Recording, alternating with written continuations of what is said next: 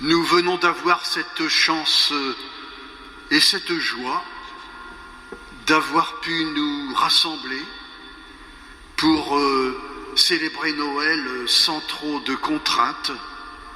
Et au lendemain de cette belle fête, j'avoue qu'on ne s'attend pas à tomber sur un évangile qui fait l'effet d'une douche froide.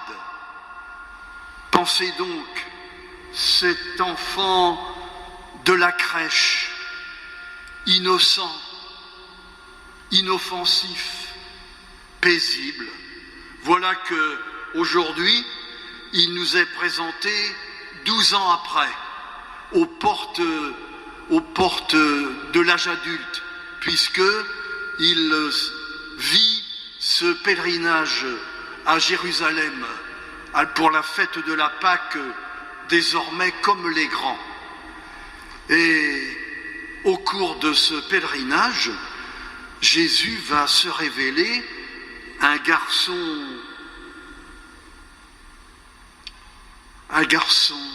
contrariant et un garçon imprévisible.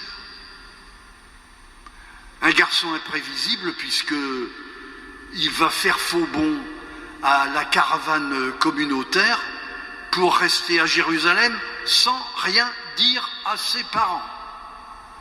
Et contrariant parce que, une fois retrouvé, il va les accueillir avec cette parole énigmatique et je trouve cruelle.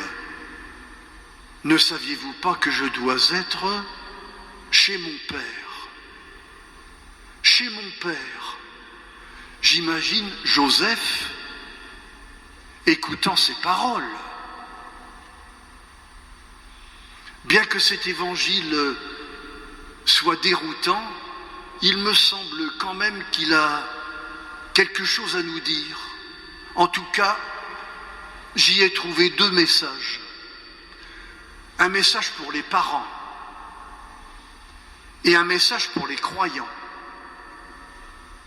Un message pour les parents, mais pas que, pour les grands-parents et pour tous ceux qui sont chargés d'éducation, d'enfants, de jeunes, dans l'enseignement, dans le sport, dans la culture, dans l'Église, à travers la catéchèse, les mouvements, les associations. C'est difficile d'être parent. Et avez-vous remarqué le ton de ce reproche que Marie fait à son fils? Ce reproche que je cherche. Pourquoi nous as-tu fait cela? Ils ne comprennent pas.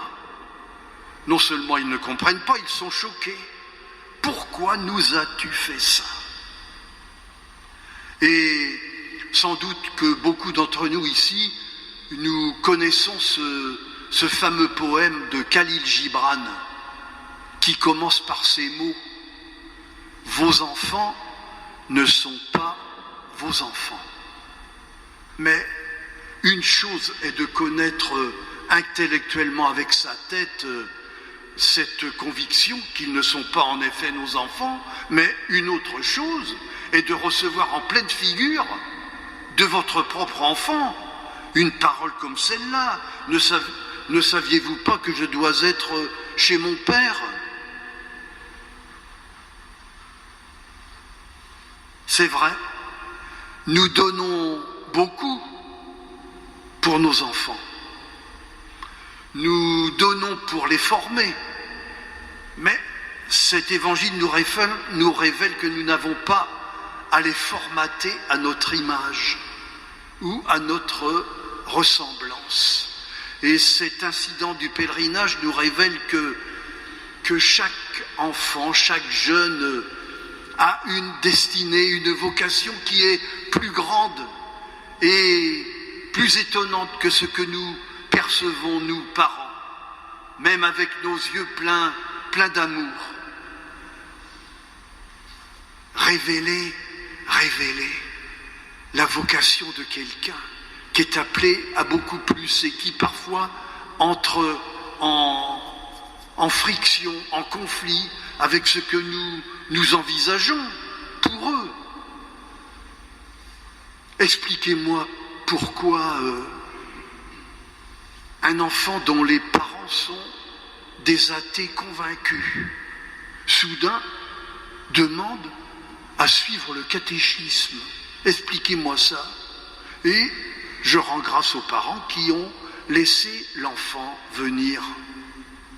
Et il me semble que dans cet évangile, il y a comme un appel pour nous, les grands, qui sommes en contact avec des enfants et des jeunes, à repérer dans leurs réflexions, parfois dans leur comportement qui va nous étonner, quelque chose qui est comme un appel à voir plus grand, mystérieusement. Un appel, un message pour les parents. Et puis, un appel et un message pour les croyants. Marie et Joseph croyaient connaître Jésus par cœur. Et ils vont faire cette redécouverte à la suite de cet incident du pèlerinage. Ils vont avoir à le redécouvrir. Et cette redécouverte va se faire dans la douleur. Comme en témoigne la parole de Marie. Vois, nous avons souffert en te cherchant. Nous avons souffert. Ici, j'imagine que la plupart d'entre nous, nous sommes des croyants de longue date. Et sans doute que nous pensons connaître Jésus. Et puis, il peut arriver des événements qui vont nous prendre totalement à contre-pied, qui vont peut-être instiller le doute et même ébranler ce que nous croyons solide.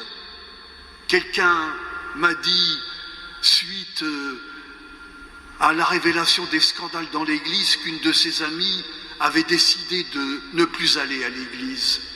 C'est vrai, il y a des événements qui nous ébranlent, nous choquent. Et alors, comme Marie et Joseph, nous avons, et eux aussi, ont eu à recreuser leur foi pour l'ajuster, la rendre plus juste et plus ajustée à ce qui se révélait de Dieu dans leur enfant. Marie et Joseph ont été sévèrement bousculés, et dans leur rôle de parents, et dans leur foi, par ce qui est arrivé dans ce pèlerinage qui allait les réjouir à Jérusalem. Et ils ont creusé pour s'ajuster. Il me semble que Marie et Joseph sont pour nous de bons exemples.